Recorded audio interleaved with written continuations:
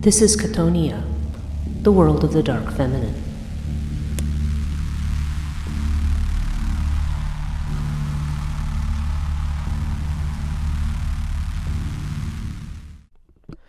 Hello and welcome to Chthonia, the podcast dealing with the dark feminine.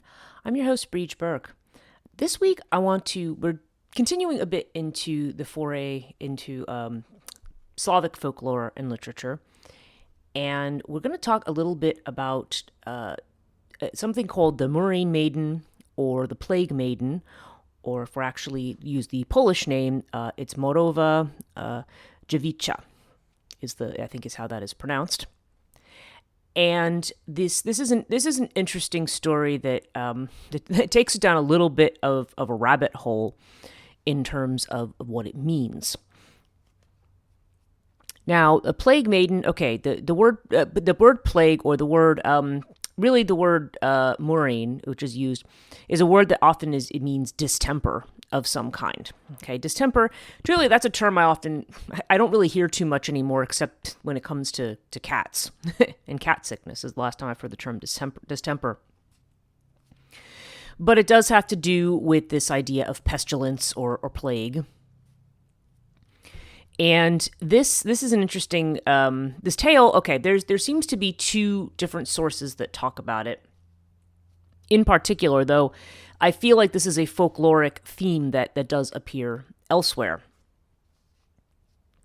When we talk about this, okay, this is the appearance of a woman who, she shows up just before a plague befalls a town.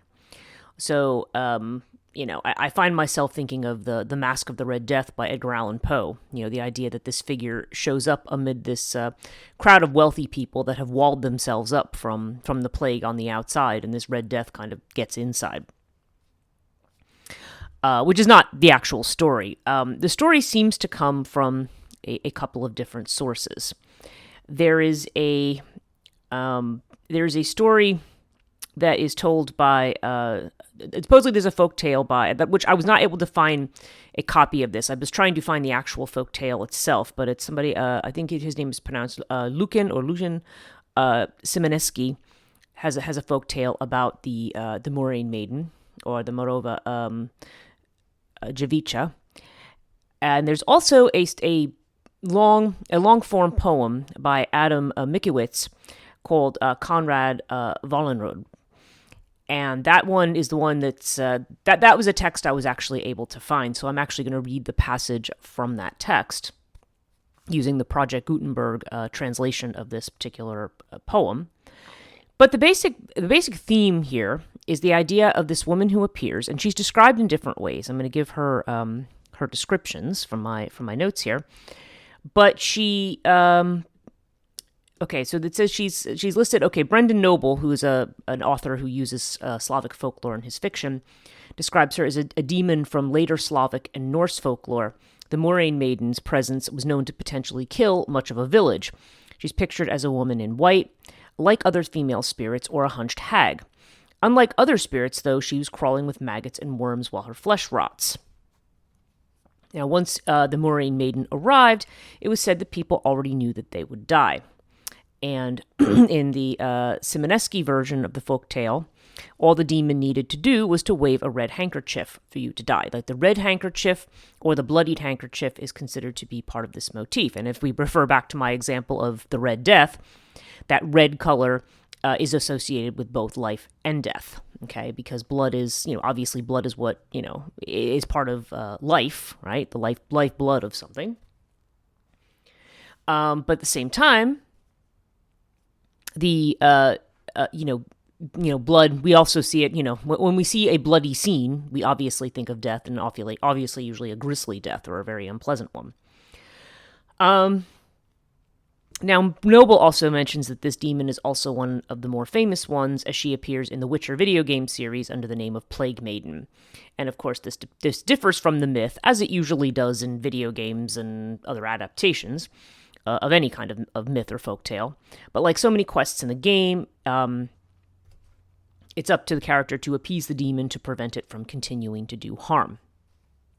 Okay, now in the stories that we see, the general story of the Plague Maiden, This particular folktale that's told. This one describes her as she wears white and has a fiery wreath across her temples. So she's basically wearing a wreath of fire, and she's wearing white, which is interesting because we often in the West certainly associate white with being a color of purity. And it says there's a popular ballad, okay, and which one there, whether this is the Simonisky story or whether this is the other one is not clear.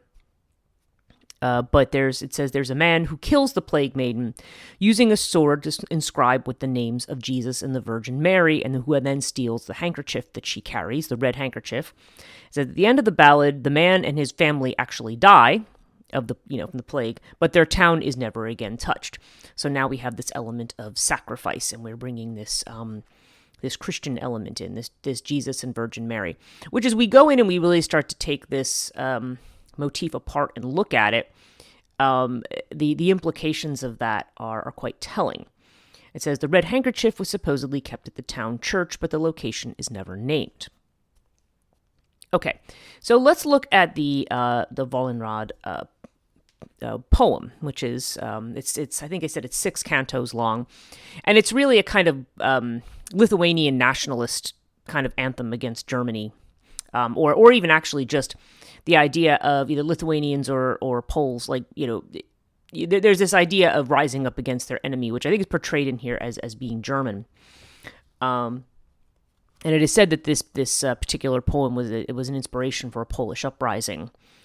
But later on, it was sort of condemned as being too political, and there was arguments over whether or not it should be censored later on in later history. And the man who wrote it, Mickiewicz, apparently later regretted writing the poem and the fact that he published it. So, in any case, there's a background to this poem, but there is this reference to the Plague Maiden here. So I'm just going to read this translated version. It's very short. It's only a couple stanzas. Okay. So this is the song of the... Now, I'm not going to say this right. It looks like it's Wajilot, but I don't know if that's the correct pronunciation. I could not find the correct pronunciation of this. It's a term that basically means bard or minstrel. So I'm just going to use the word bard in place of it just to not butcher any pronunciation. But the word's only used once.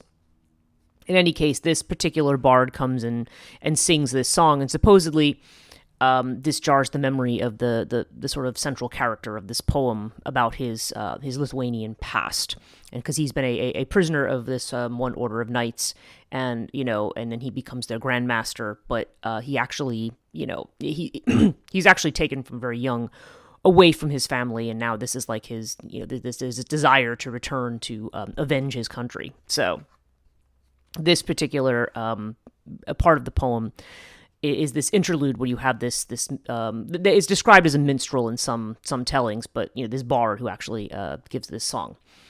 So it says, when over Litva cometh plague and death, the bard's prophetic eye beholds afraid. If to the bard's word be given faith, on desert plains and churchyards, saith fame, stands visibly the pestilential maid, in white upon her brow a wreath of flame. Her brow the trees of Bielowit outbraves, and in her hand a blood-stained cloth she waves. The castle guards in terror veil their eyes. The peasants' dogs, deep burrowing in the ground, scent death approaching, howl with fearful cries. The maid's ill-boding step o'er all is found. O'er hamlets, castles, and rich towns she goes. Oft as she waves the bloody cloth no less, a palace changes to a wilderness. Where treads her foot, a recent grave upgrows. Okay. So this is this mention of her, and the imagery here is interesting. So here's where we see her wearing white with the flaming wreath, but I like as she waves the bloody cloth, a palace changes to a wilderness. So you have this idea of civilization and hierarchy and aristocracy that the castle represents, and even protection or defense, if you assume that most castles are built as fortifications. turns into a wilderness. Okay, and what do we always associate wildernesses with? Especially in Slavic folklore, the wilderness and the place of the wild tends to be the places of these, the Baba Yaga place, right? The place of wild magic, and the wildness and the dangers of nature. So it's basically this overrunning of civilization by this wild force, this wild, very chthonic force. So these are the mentions that we have of the Plague Maiden, and it's worth stopping to think about what she is and what she represents. Now, and including all the symbolisms of what she's wearing and what she carries and so on and so forth. So plague itself, okay, especially if we're talking probably the era in which this poem was written, but if we think about, say, the Black Plague that came over most of Europe for a period of time, if we think about other plagues that have occurred, like, yellow fever, for example, in the southern United States in particular, there have been a variety of these kinds of mass plagues, smallpox and, epidemics, things like that. Even if we think recently, COVID you could sort of say is a plague, but it has more of the characteristics of a plague when there's nothing to fight it. Okay, we now live in a world of antibiotics. We live in a world of vaccinations. So we have tools to fight this kind of disease. Although we talk about things like superbugs and so forth that the drugs we have may not be strong enough because people overuse those drugs. But that's a whole separate discussion. But this, of course, we're looking at a time frame when there's not a cure for these things. It's just simply when the infection starts to spread. That's it. You're doomed, and everybody. It's only a matter of time unless you can somehow escape from the town or you can somehow barricade yourself in. This kind of idea, we see this in certain modern like zombie films and so forth too. Or these things about these viral infections, like a 28 Days Later type film where everybody's infected with a virus, and there's only one person who's uninfected and is trying to survive among the infected. Although those there tends to be a little bit more symbolism there, because when you're talking about people who are kind of walking dead, who can, say, bite and infect other people, or some lab experiment that goes wrong and infects everybody, or however you want to look at it, this kind of fear of being attacked by something that's going to either consume you physically in terms of your physical health, like killing you, or in these kind of movies, like leaving you undead, or leaving you in a state, really in a way that's like leaving you in a savage state. Because if we look at figures of the undead in the zombie context, at least not, not in the Haitian voodoo kind of zombie context that we have seen in some places, but in terms of these, movies that we have in TV shows, the idea of these kind of reanimated corpses that feed, certainly like movies like Night of the Living Dead, really Dawn of the Dead, they become metaphors for consumerism and for the crass consumption that we have without regard for humanity, without any soul. Okay, so there's the idea of plague. It's almost this idea of something that either destroys the soul or eats the soul, and of course, certainly that destroys the body, depending on what your idea of the soul is at the time of death. So it's worth thinking about the concept of plague and what it has meant over time. So, okay, if we think about figures of having to do with plague and with death, okay, the first thing we want to think about is if we go back to, say, ancient Babylon, for example, and even ancient Egypt, you do have the idea of demons or ghosts that can cause illnesses, both mental and physical, or sometimes that are a combination in some fashion. There's the Asaku demon in Babylonian thinking that causes epilepsy, skin disease, fever. There's another disease which I don't know what this is. Shivers, pestilence, things like that. And epilepsy, of course, being something, there's kind of a neurological component to epilepsy. But these are all things that they believed were the result of some kind of demonic possession. I think it was Nietzsche, although I can't find the specific source for this.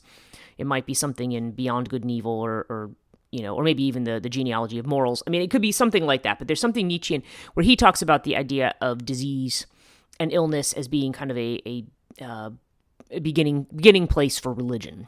Okay, that the idea of this kind of or this idea of the demonic, or the need for purification or exorcism or something, coming out of initially this need to deal with illness. Okay, so we end up connecting these particular demon figures or daemonic figures with illness. And there is something of a crossover there, because you have these these ideas, because again there's this idea then that this is some kind of monstrous entity or force of some kind that attacks your body and takes it over and gives you all of these outward signs that show that possession. Obviously, this was something that often translated to mental health as well in many ways. The idea of legions of demons needing to be cast out. Or if you want to look at ancient Greek ideas, we had talked in some previous podcasts about mania and about some of these other daimonic figures, Daimon, daimonic figures, that reside in the underworld and are usually called, at the behest of certain gods or goddesses, Hera frequently being the one, who calls them out to afflict people in certain ways. So there's still this idea of these kinds of things, whether we're dealing with forces that can cause, mental difficulty, everything from anxiety to depression to extreme emotions like rage, or, just what we think of as perhaps manic behavior, or any kind of behavioral extremes, as somehow coming from some kind of possession, and the physical was attached to that as well. Because, we have to think about, again, that we tend to think of the physical and mental as being separate things. Although I think we treat even the mental now as more of a physical thing. There's definitely this idea that, most mental illness and so forth can be treated with medication. And while medication can, there's certainly a brain reaction, and medical treatment may be one component of that, of helping that person. Generally, you're not talking about something that's merely, that's purely a physical phenomenon. Jung always used to say that with respect to, psychiatry, is that, well, that's only one piece of the puzzle, and that's not the only one you want to focus on. But of course, the way we deal with things, in the modern world, we're either dealing with it cognitively or we're dealing with it neurologically or neurochemically.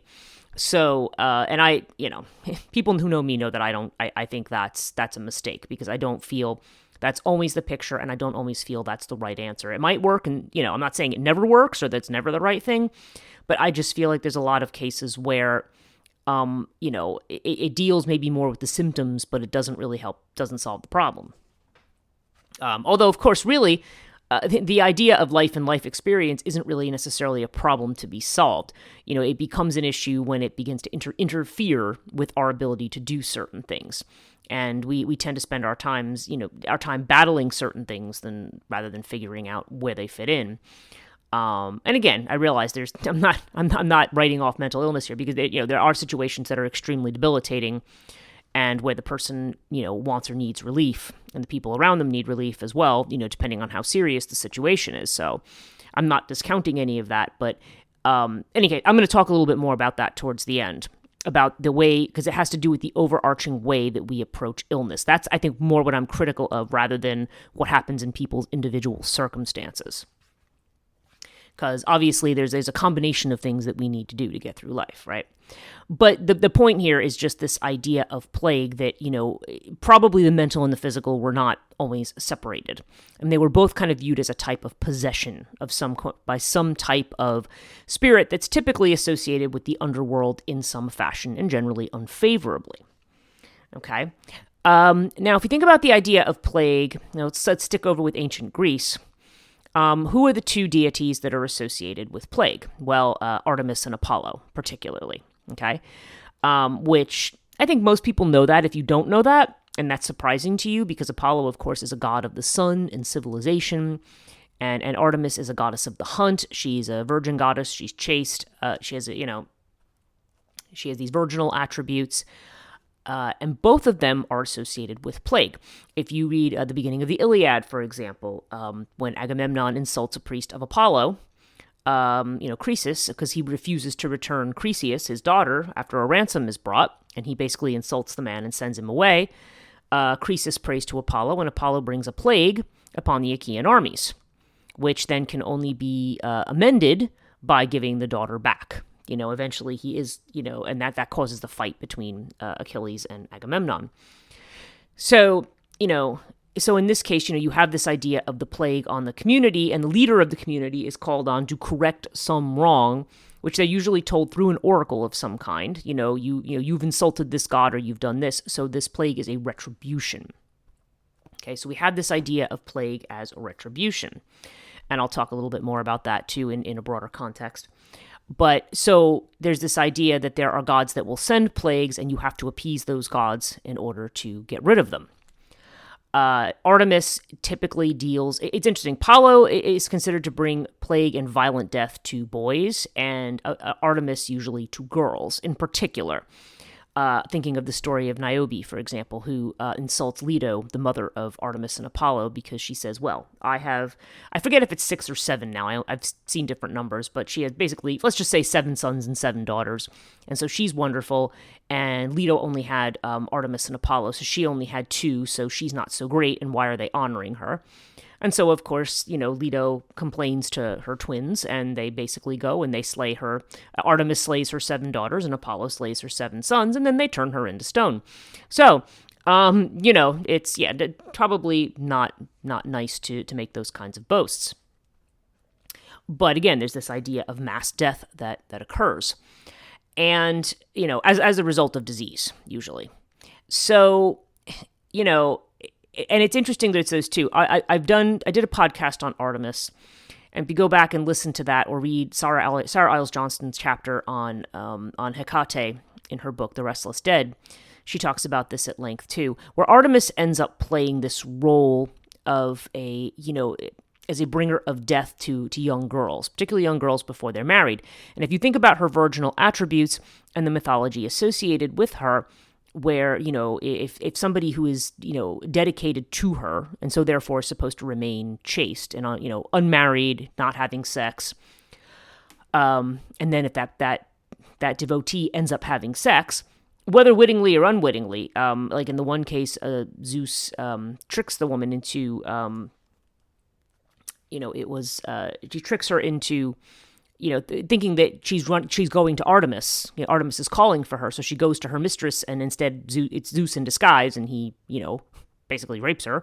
And then, but she gets blamed for this by Artemis, and she's turned into a bear. And the child that she bears grows up to hunt her down, but before he can kill her, Zeus takes both of them and puts them in the sky as the constellations Ursa Major and Ursa Minor. Okay, so they're both bears, and they're both in the sky.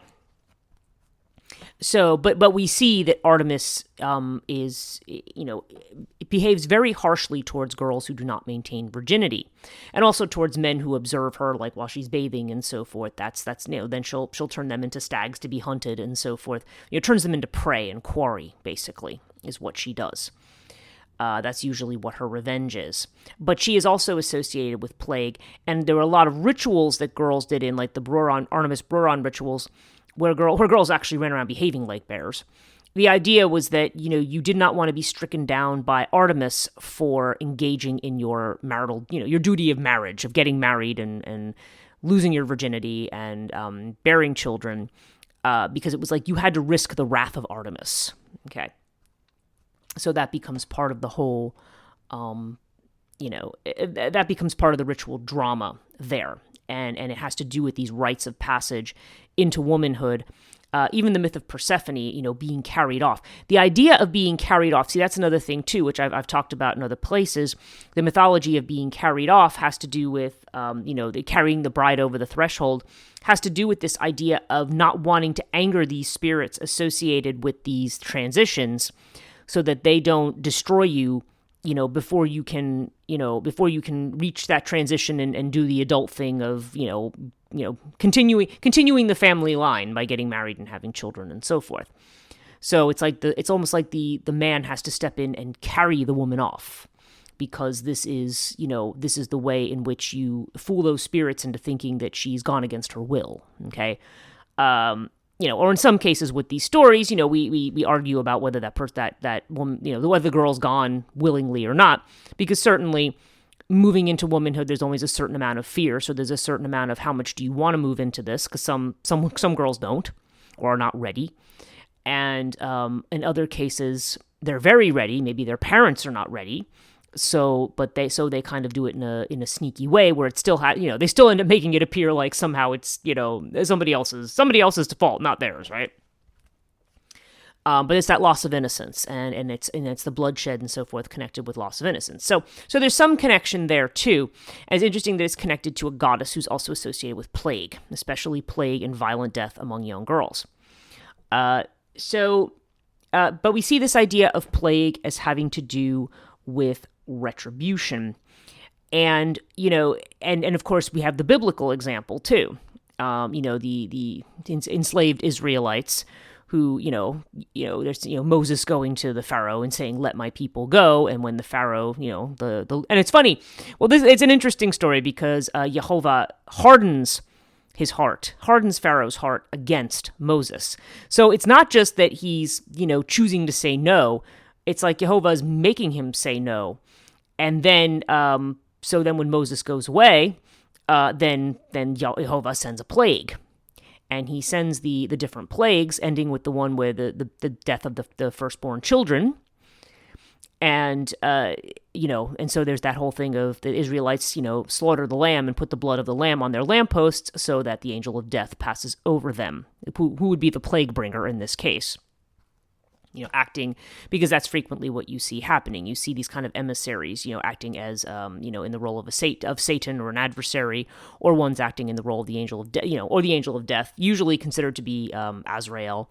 Doesn't actually, I don't know the name actually given in the Bible. I don't remember what the Hebrew says, but the idea of this angel that passes over and brings death. Okay, so that's a plague angel. And plagues are also brought to other things as well. I mean, to the crops of the field. If your crops are destroyed by the plague of locusts, right, and things like that. So plague can apply to a number of things, but when it applies to people, it has to do with the idea that there's this infection that goes through a community.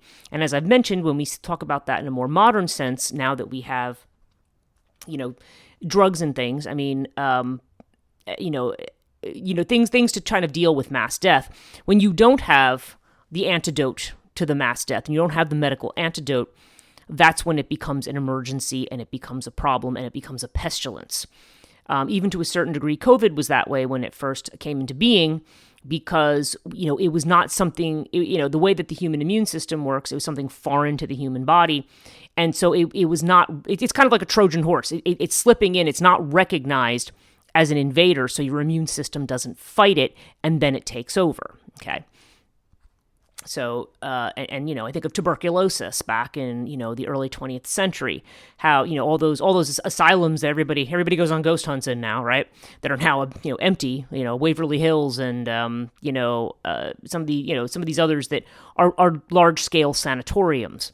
And, I have one, I think it's now a psychiatric hospital that's only a few blocks down from where I live.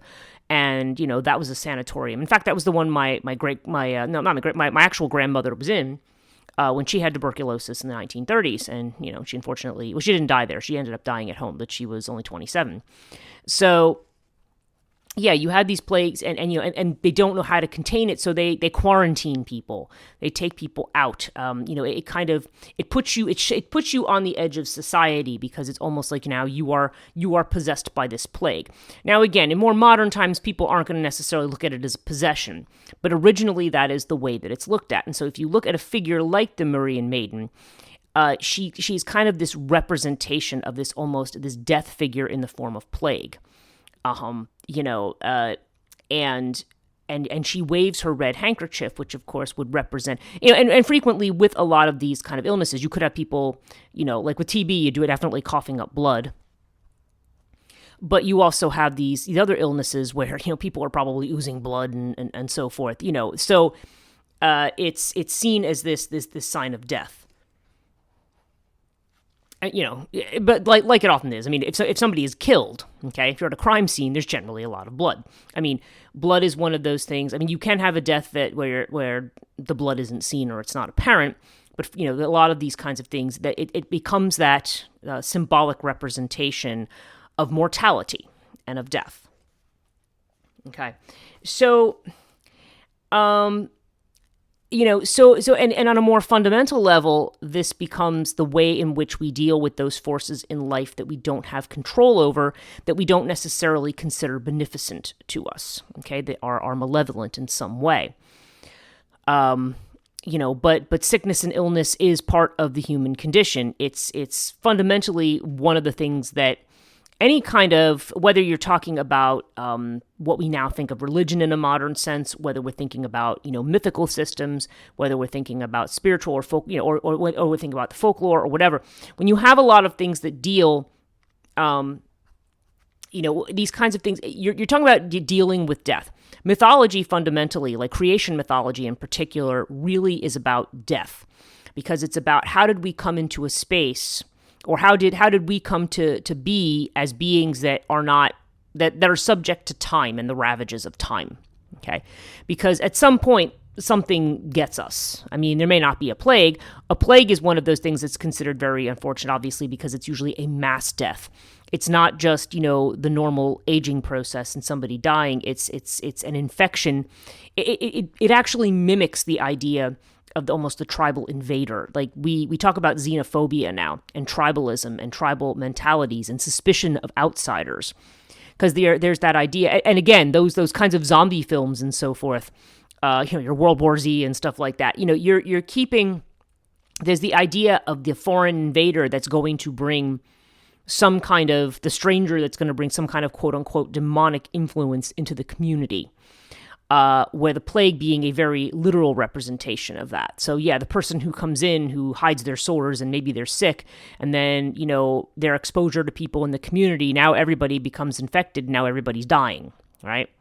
And that's in a literal physical sense, but people will talk about it in other senses as well. So it becomes a metaphor almost for that kind of tribal xenophobia. That fear of the plague, that fear of this mass destructive force that you're helpless to do anything about. Okay, so let me just give some thought to this particular story. So how is the Plague Maiden defeated in this story? Well, according to the summary here, because I haven't been able to find the actual tale. Or I don't, haven't been able to find an English language copy of it. She's killed by a sword inscribed with the names of Jesus and the Virgin Mary. Okay, and her handkerchief is stolen. So what does that represent? Well, okay, so what do Jesus and the Virgin Mary end up representing? They represent the notion of salvation, right? That Christianization. And one of the things that's talked about is this idea of being exempt from death in some way or overcoming death. That is certainly the Christian idea.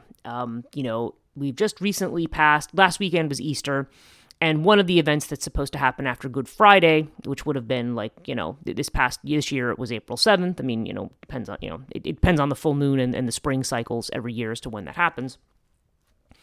But you have this harrowing of hell that's supposed to take place.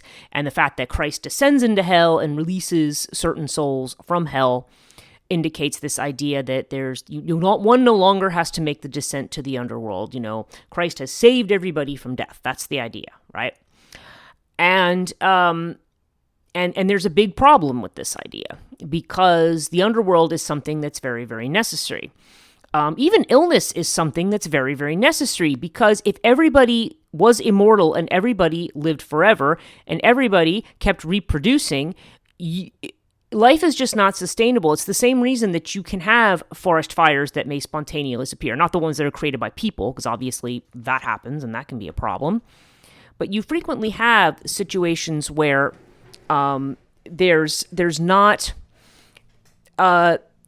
you know, where nature itself becomes destructive, and we always think of that destructive element as something we have to overcome or get rid of, or try to stave off in some fashion. And sometimes there's good reason for that, because if we live in a community that we don't want destroyed, then obviously we want to we really would like to minimize the effect, or be prepared for the effect of those forces, and try to keep it from affecting us. But the reality is that these things happen. It's funny. I played a game, I remember, back in I was in college, in the early 1990s. This was back in the time. This will make you laugh. I had a computer that I did word processing on, and it was a 620K computer. 620K, mind you. Not even a megabyte. And I was taking an honors class, and one of the things we were playing with was SimEarth. Now, I'm sure SimEarth still exists in some much more sophisticated form than the one that I had. But basically, we were playing with this game, which is probably was it on floppy disks? I'm trying to remember how it was. It was before even CD-ROMs.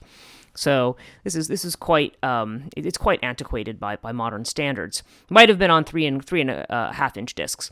But I actually had to go to my sister's house in Pennsylvania and use because she was a graphic designer, and she had a Mac. And her Mac had, you're going to love it, I think it had like 2 megabytes of memory. So it was like super powerful, right? Yeah, I know it's hard to imagine by today's standards. But in any case, this program was about creating life on Mars. Okay. So we were playing around with it and kind of reporting on, putting all of these different factors in to try to establish colonies or communities, and seeing how that actually played out. And one thing I remember from playing this game is that you would get something established, and then all of a sudden, something would happen that would completely, some plague type thing would happen that would end up wiping out your community. Usually it was like all of a sudden your water supply goes away, or your crops all die, or something would happen within this particular sphere, and you are like, darn it, my whole colony's gone extinct and I got to start again. I mean, and we do know about mass human extinctions and things like that. Frequently you will have these cycles where it's almost like the Earth regenerates itself by, destroying everything that's there and kind of starting clean. Okay? And this aspect of the Earth is something that we definitely associate with what I'm calling the dark feminine. A label that I'm using for branding and convenience sake. It's getting a little bit more complicated as that term is not always fully understood. But obviously, in terms of what we're talking about in this podcast, we're talking about the aspect of the feminine that is destructive. Okay, and that is that does not follow the pattern that we think of in Western society as the chaste, obedient female who then, dutifully marries her husband and bears children, and, which is all an aspect of things, and, which still can exist in its form, and, that image, has its use in certain places. But this idea that this is what woman is and this is what her role is, the point being that there's another aspect of it that's not a diametrically opposed aspect, and we're going to talk about that in a minute too.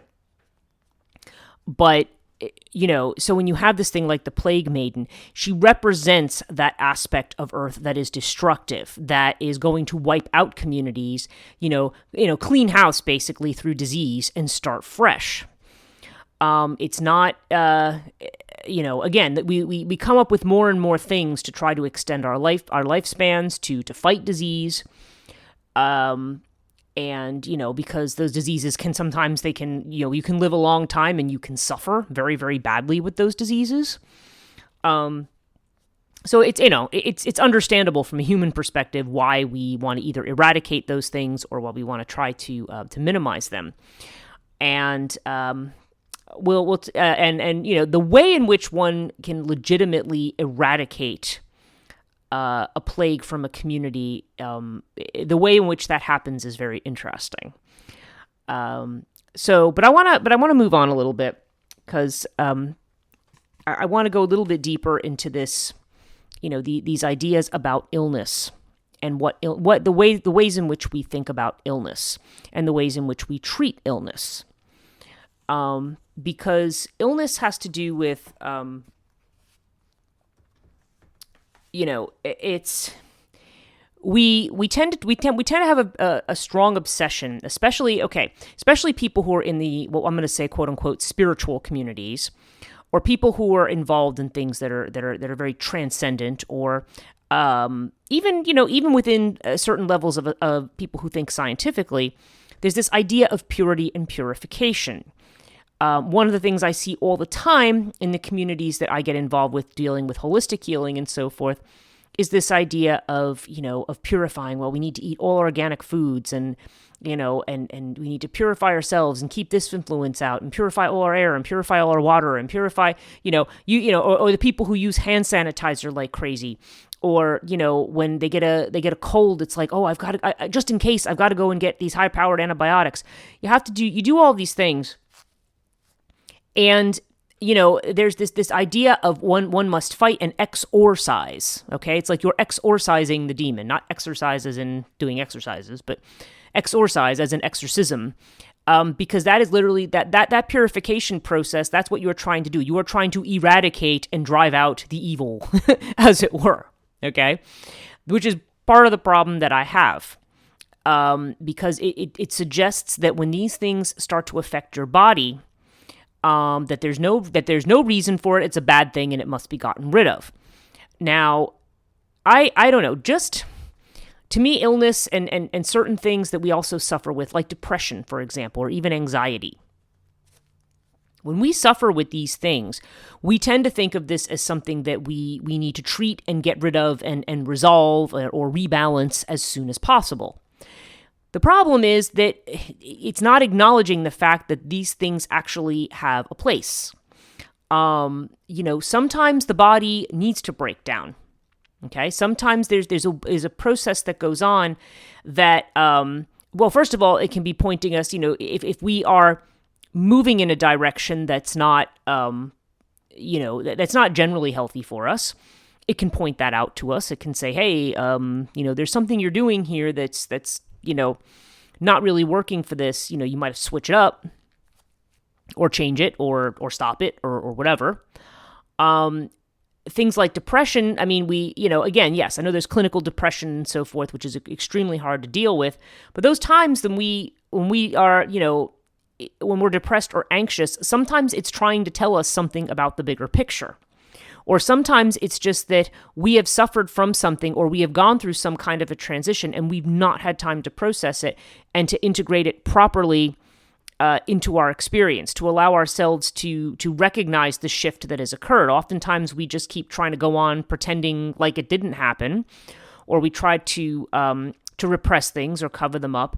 And so we ends up being in this chronic state of anxiety, which does affect the body, because most of our bodies are probably in a continual state of stress. Inflammation's a big thing. It's a big problem that people have.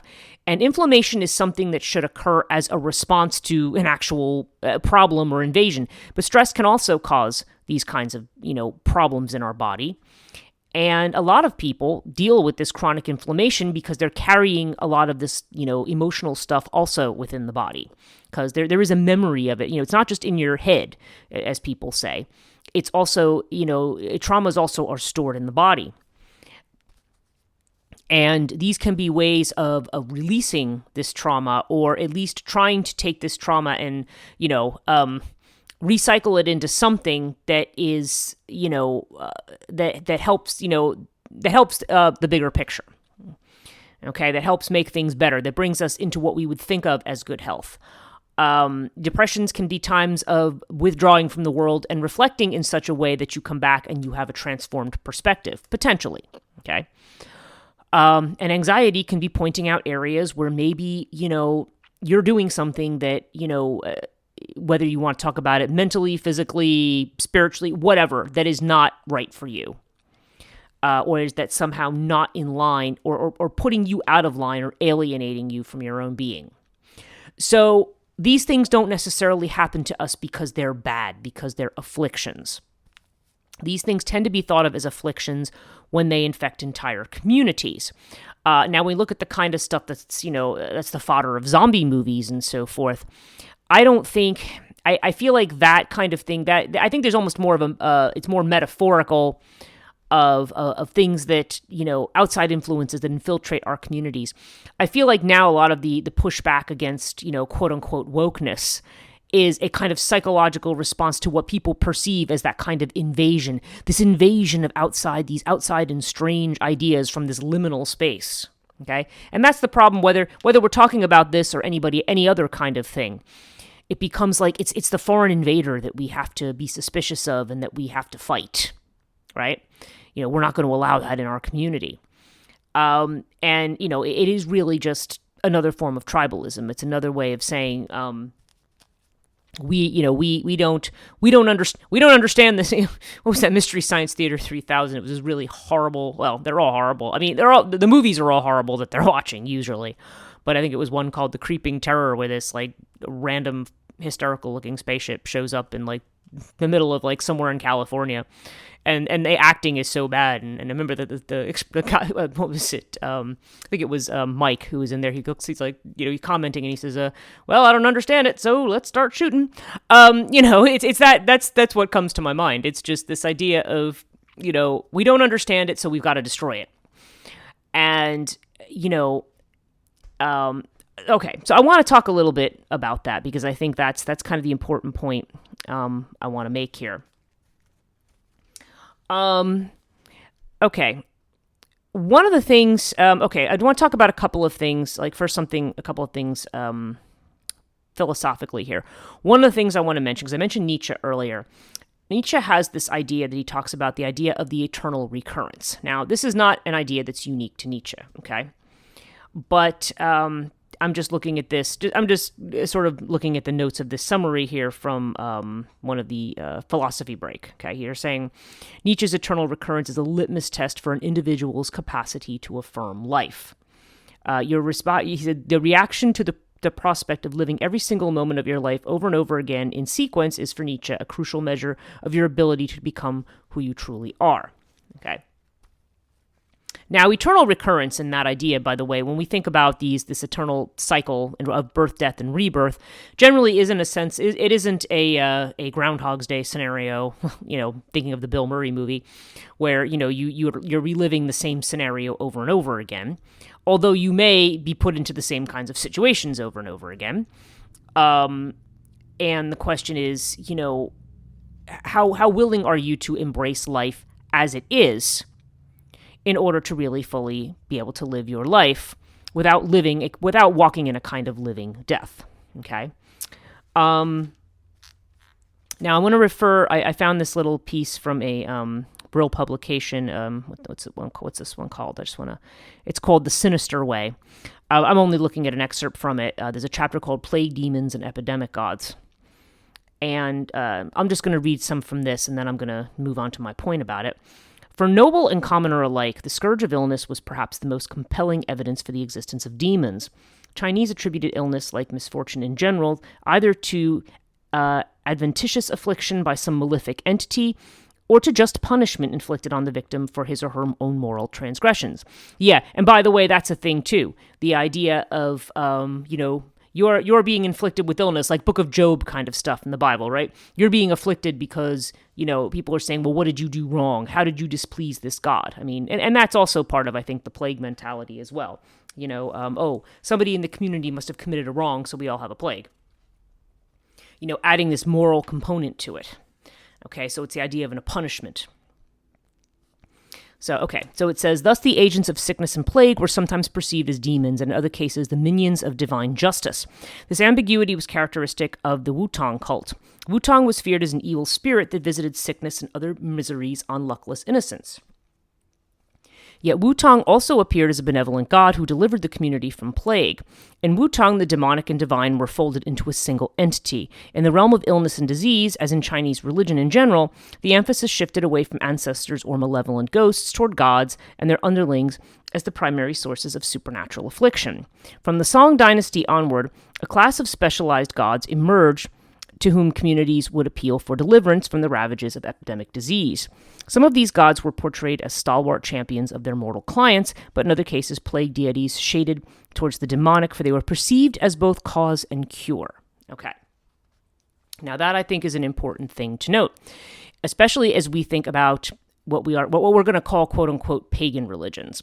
Now, there's different, not all pagan religions are the same, okay?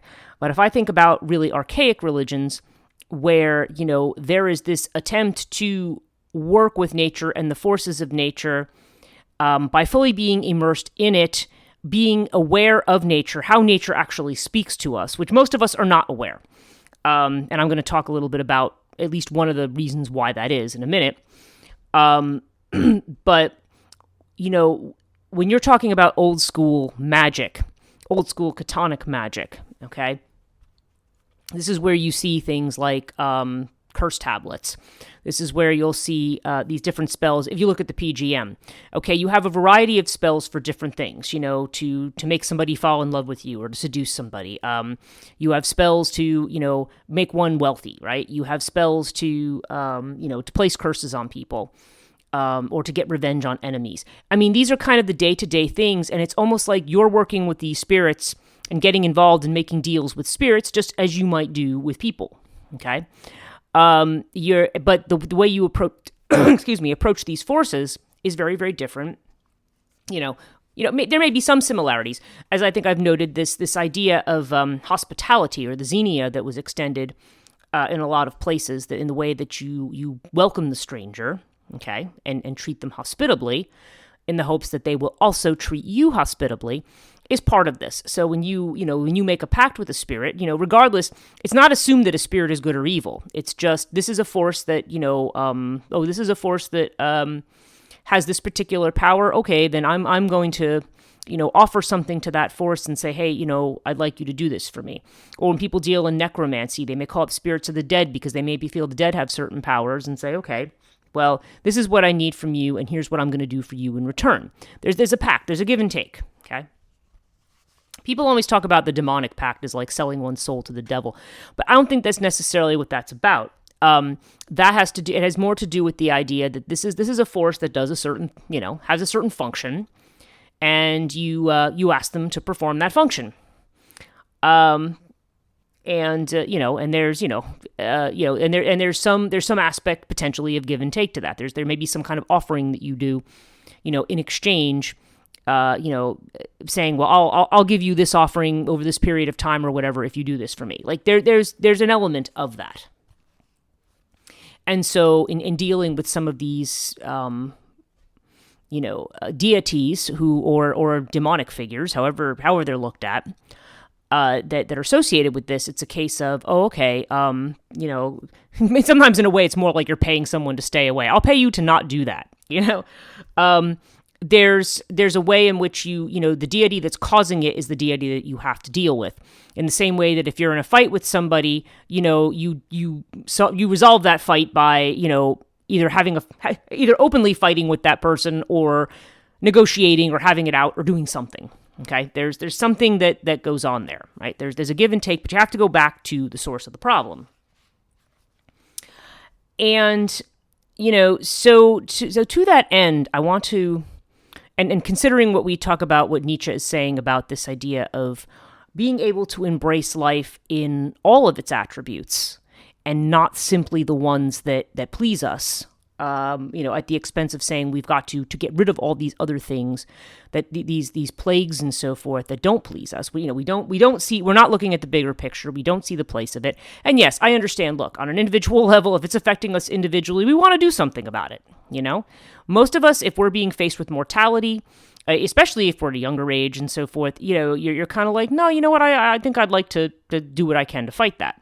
The question is then, what do you do?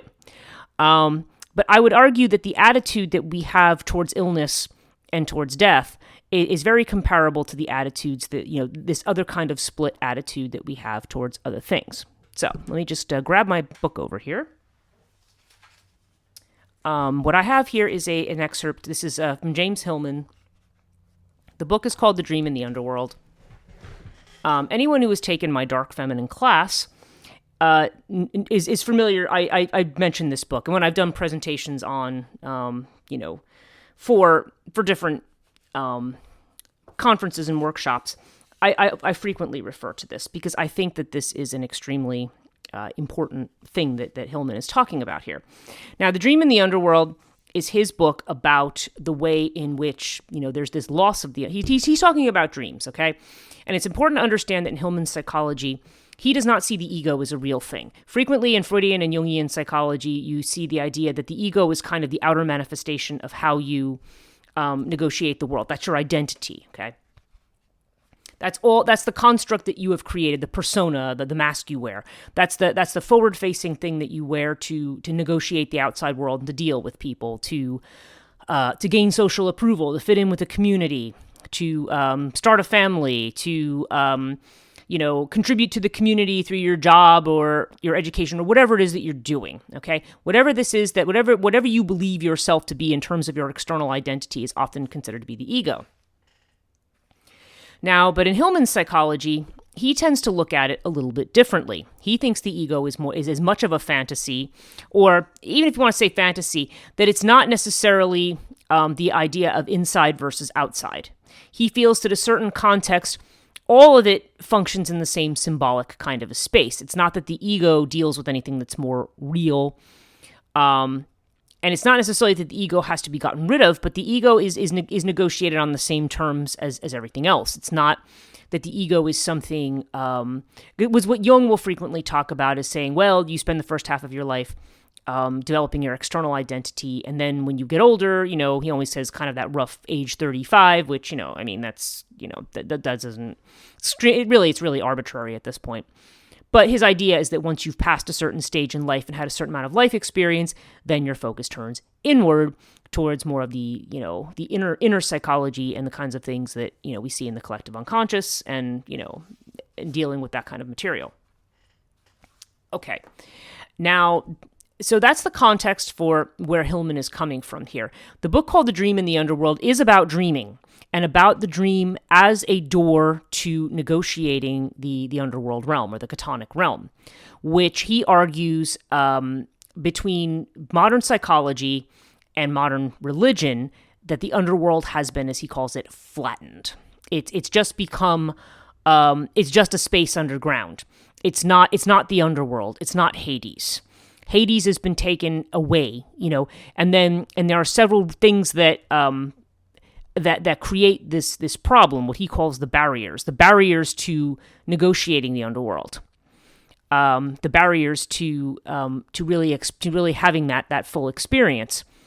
And one of them he calls materialism, which has to do with, again, this flattening of the underworld.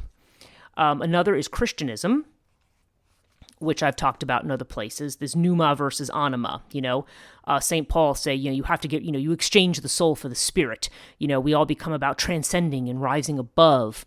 And in as a result, we are just completely and cut off and alienated from our beings because we're perpetually in our heads. People familiar with tarot know that's one of the big meanings of the Eight of Swords card, the way in which we kind of put ourselves in these mental bonds, because we are just completely, and swords, of course, are our intellectual energy.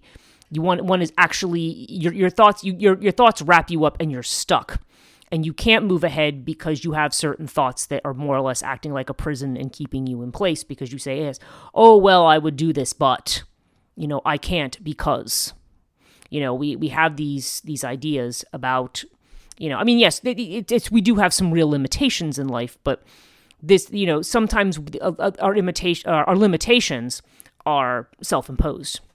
So, but he has another barrier that he talks about called oppositionalism. Now, if you'll bear with me to read a little bit of this for a moment, you'll understand where this fits into the idea of the Plague Maiden.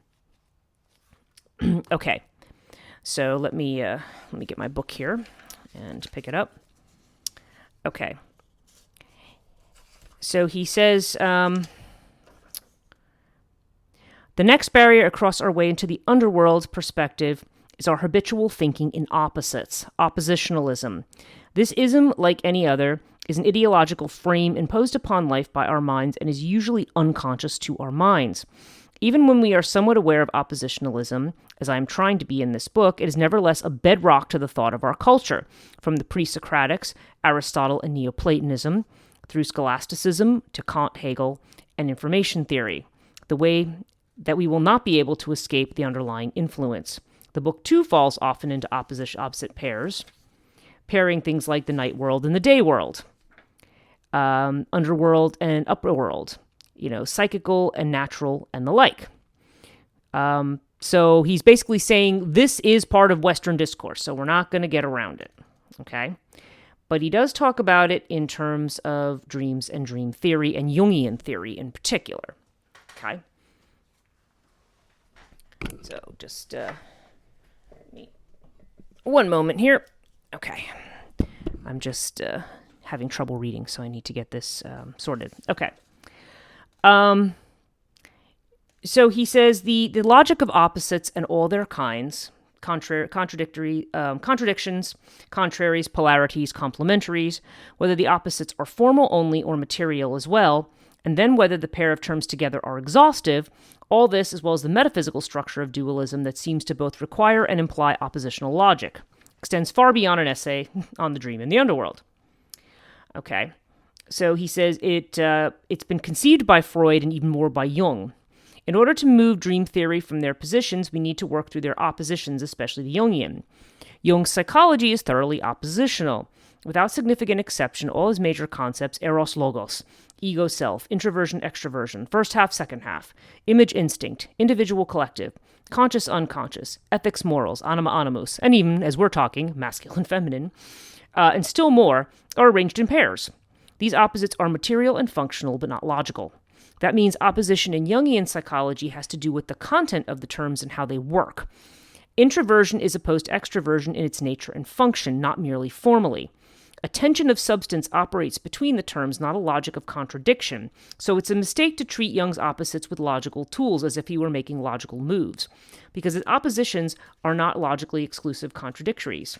Anima does not exclude animus. We can be conscious and unconscious at the same time, and so on. This is why Jung often rejects either-or thinking in preference to both.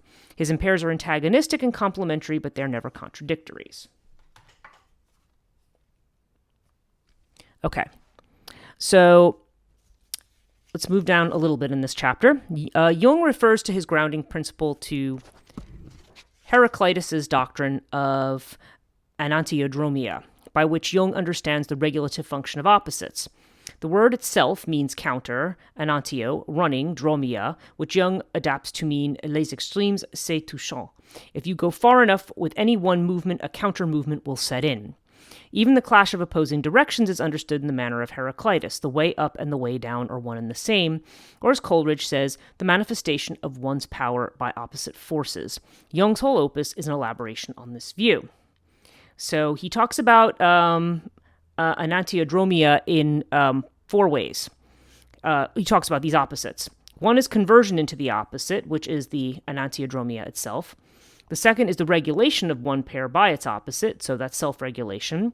There's the conjunctio, or conjunction, the union of opposites, or the identity of opposites, the coincidentia oppositorum.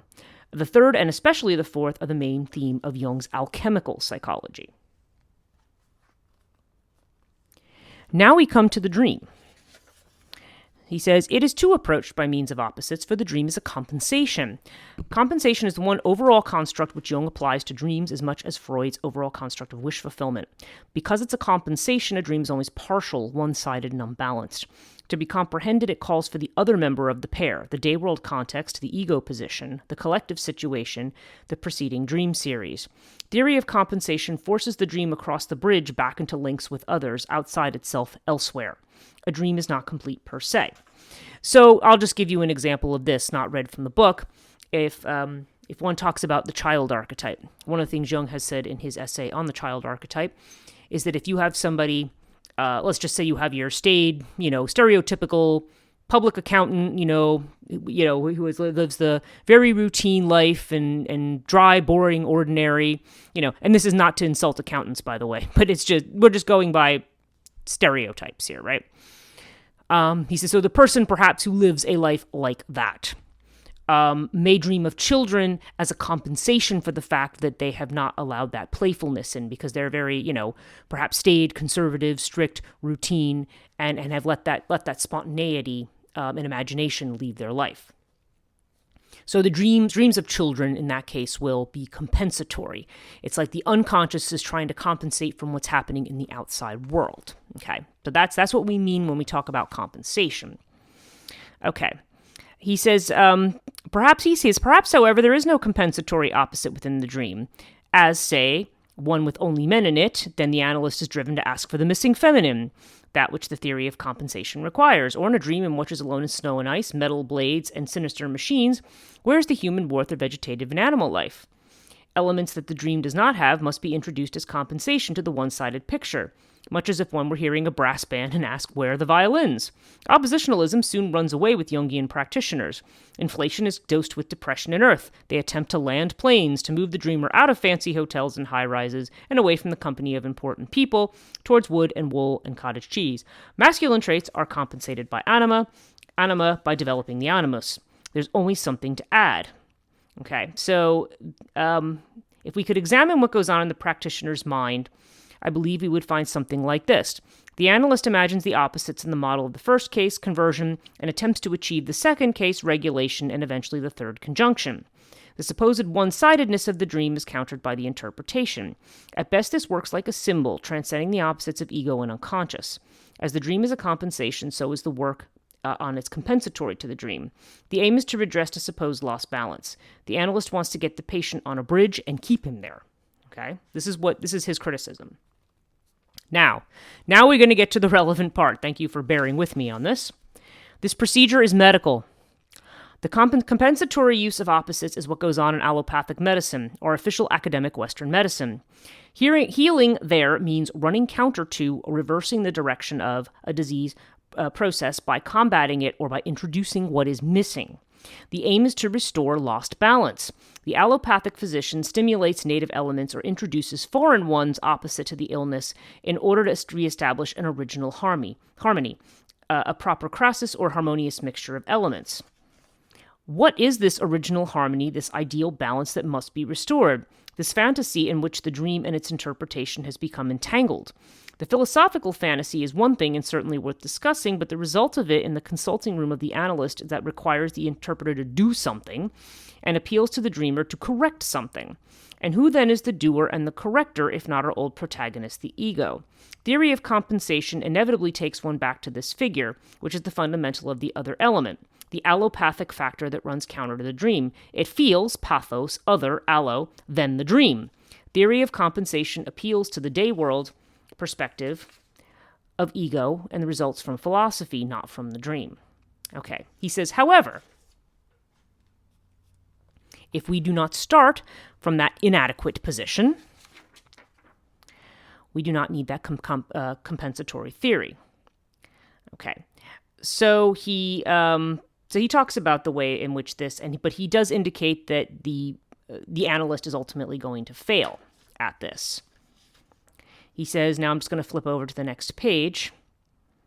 He says, the more fundamental fault here is reading Jung's 4 varieties of oppositions as stages, from 1 to the goal of 4, to overcome opposites. If we base ourselves in the 4th mode, the identity of opposites, we have bypassed one-sidedness, ego, compensation, allopathic treatment, the whole lot. The coincidence of opposites means that nothing has to be introduced by anyone from anywhere, because the opposite's already present. Everything necessary to the situation is there, so everything there is necessary. Each dream has its own fulcrum and balance, compensates itself, and is complete as it is. Now this is the underworld perspective. It takes the image as there is. Everything else has vanished and cannot be introduced into the underworld until it becomes like the underworld. We cannot see the soul until we experience it, and we cannot understand the dream until we enter it. Becoming the same as what we are dealing with is the homeopathic mode of healing. It requires the feeling for likeness, a sense of kinship with what is taking place. The experience is like modes 4 and 3, identity and conjunction. Because we feel the same as what is happening, we can join with it, which then leads to self-regulation and finally to conversion out of oppositionalism altogether. For the only way to overcome opposites would be to leave the construct itself. There's no need to remain in an oppositional universe when approaching the dream or any psychic phenomenon. As Freud said, the unconscious knows no negation. All sorts of what would be incompatibilities with the day world view exist side by side and easily convert into one another. Images do not oppose each other. They are not set up in polarities or even pairs. Life and death, upper world and underworld, and bridges are all Adala. Now, Adala meaning shadows. Okay? Or, basically smoke. because the Aidala is simply a shadow. We may dissolve our constructs in the dream, and the dream opposes itself to nothing and asks for no compensation, but like each figure in the underworld, like Sisyphus or Ixion turning on his wheel, each dream is working at the soul's fate in its own style. Within the underworld perspective, the world does not fall into duality, needing balance and bridges. Not only are Hades and Pluto one, Hades and Zeus, and Hades and Dionysus, and Hades and Poseidon brothers, not only do Hades and Hermes share the same hat, and Hades and Persephone the same kingdom, but the Chtonic aspect of any archetypal pattern faces it away from external relations between things and the need for didactic dialectics, turning it instead towards eternal relations with things and imagistic explanations.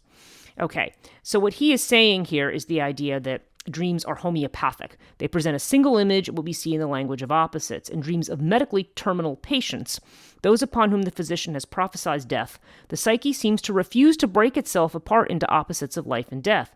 It makes no distinction between killing and curing, poison and medicine, dying and giving birth. It does not recognize the day world question.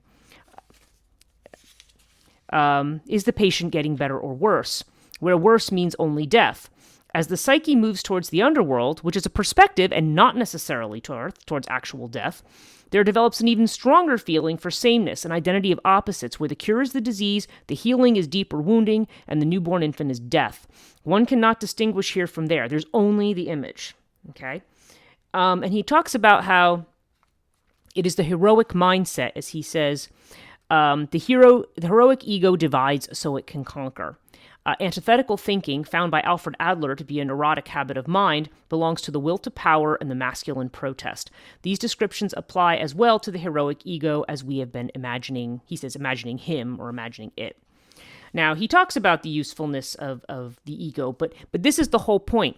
We think in terms, and he applies this to medical thinking, and I think this is where the Plague Maiden fits in as an embodiment of that, as a figure representing that kind of mortality. We're representing the Plague Maiden as something, she's an ill omen, something to be avoided, maybe in some cases something to be appeased, but something to be averted, gotten rid of, or destroyed. Destroyed through what? The sword of Jesus and Mary, right? And there's your harrowing of hell. There's your sword of Jesus and Mary. This is the idea of salvation from the demonic, right? And this is something that informs all of our Western thinking, as far as I'm concerned, underlies it, not just in how we approach suffering, but how we approach medical thinking. In order to get rid of disease, we have to purify ourselves of all things that we perceive of as having this kind of disease or illness approach, right? Or that has this aspect to it. But as he's pointing out, when you're dealing with the underworld, when you're dealing with the Chtonic, the way is through. It's not out. You want to become like it. So I want to remind you about a couple of different things. One in medicine, and one that we can talk about in terms of the demonic, in this sense. And that is, first of all, the idea of vaccination. Okay, now some people, undoubtedly, since COVID, there are certainly large groups of people who think no, vaccines are bad, and I know that group is out there. Okay, I don't agree with that group. Okay, because I do think history has shown that vaccinations do actually wipe out disease. American Revolution would have been destroyed by smallpox if not by the British, right?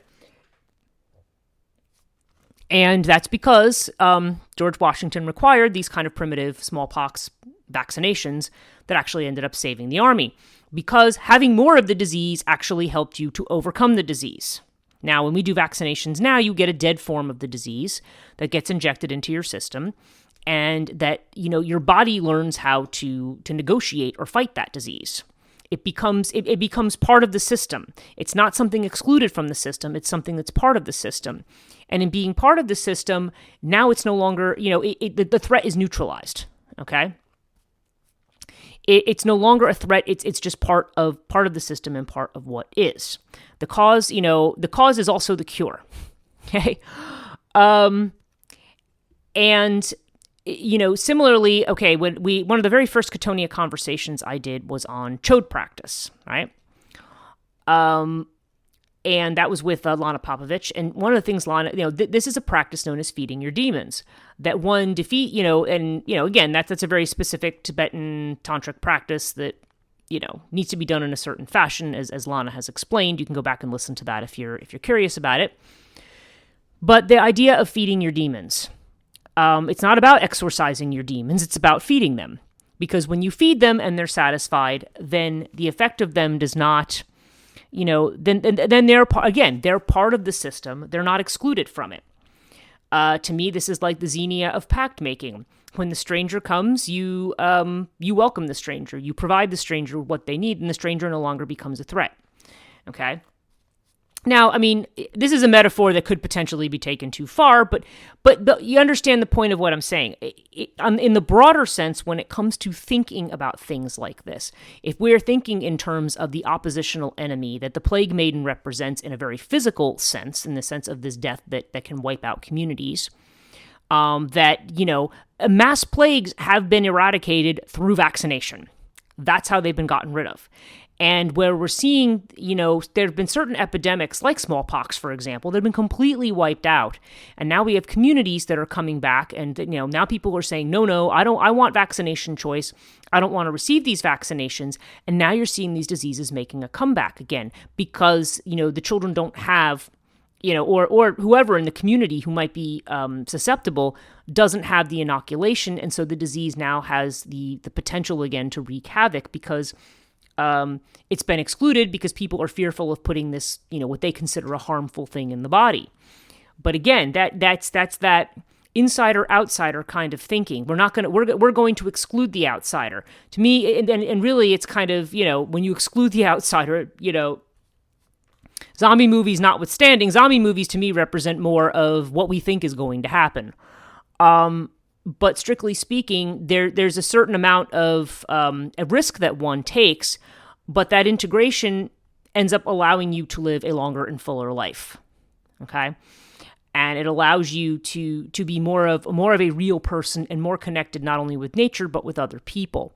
When we spend a lot of our times being fearful of the things around us that we think are going to taint us, whether they be on any level, physical, mental, emotional, spiritual, whatever, that level, building up those barriers and building up that wall, especially the wall against the underworld, especially this idea that I'm going to transcend the lower way of being or thinking or whatever.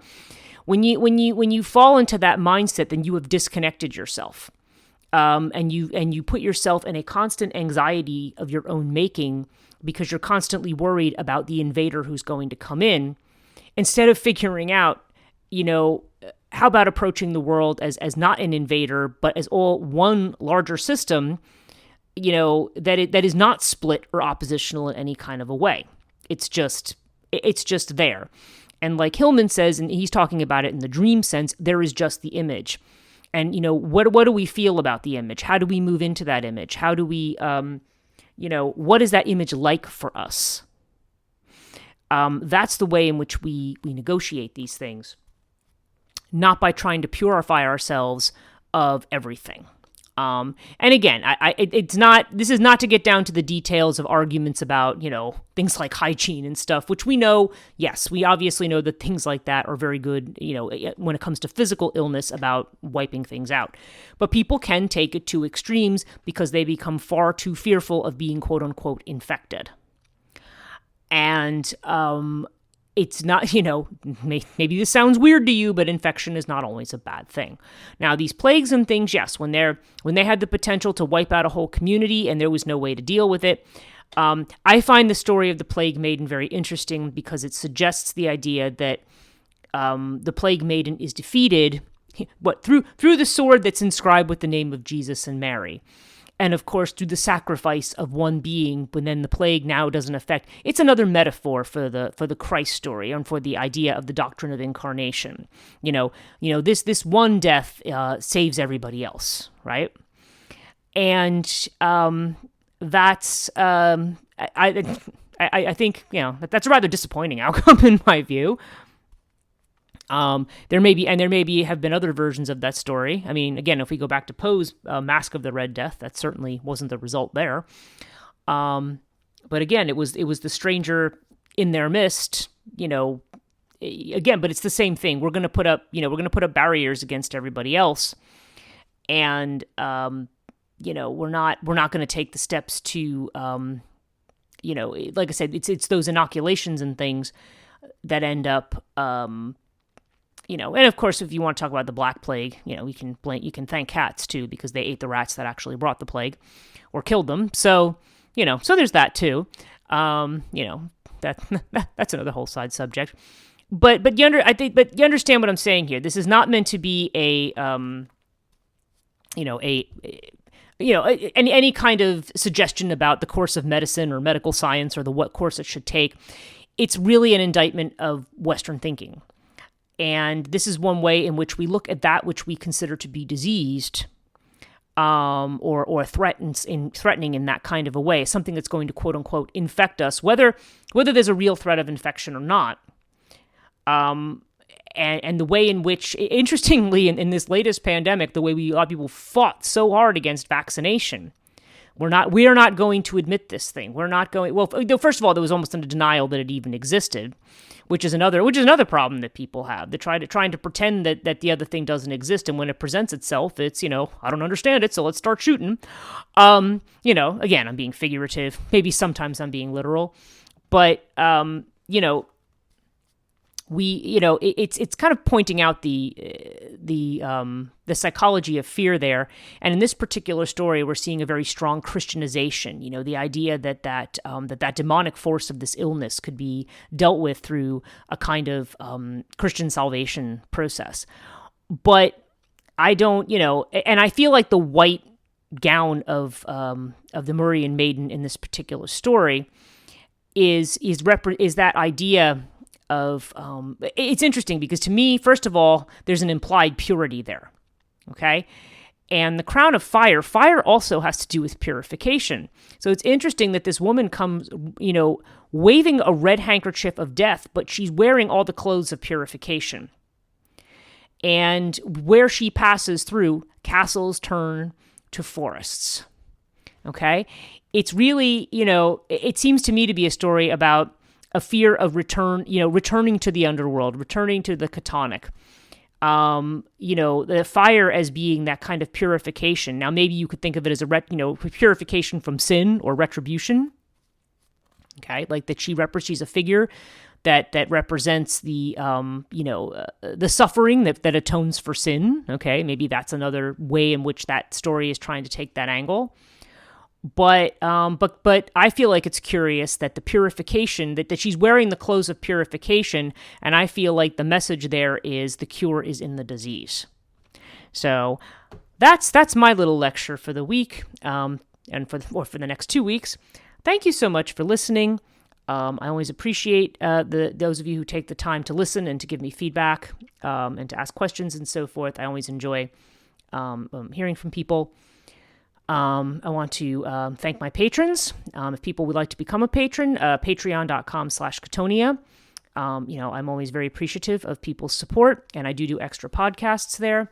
Now I'm trying to do them on a weekly basis for my listeners, maybe with a few exceptions, but it basically I'm moving to an extra topic every week for my listeners, including extra explanations of Chthonia conversations and things like that, following up or providing extra material. My website is chthonia.net, and that contains current, I haven't updated a whole lot of it in a while, but it does have all my basic the Chthonia concept. It has my publications. It has, the podcast is available there as well, the Spreaker link, and and all the other kinds of work that I'm doing as well, teaching, publications, and so forth. And and on social media, I'm Chthonia Podcast. 2 words on Facebook, 1 word on Instagram and Twitter, and just Chthonia on YouTube. Thank you so much for listening, and till the next time.